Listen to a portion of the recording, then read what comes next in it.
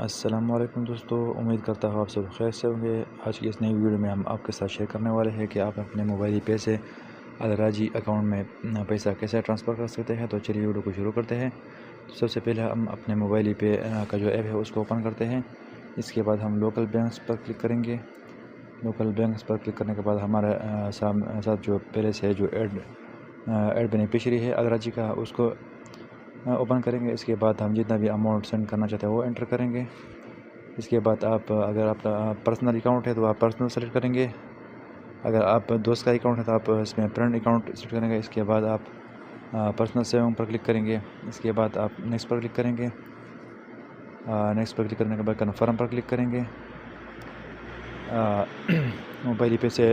اس کے بعد آپ کے رجسٹر موبائل نمبر پر 6 ہندسوں والا 1 ٹائم پاسورڈ آئے گا۔ وہ انٹر کرنے کے بعد آپ کا جتنا بھی اماؤنٹ ہے وہ ٹرانسفر ہو جائے گا۔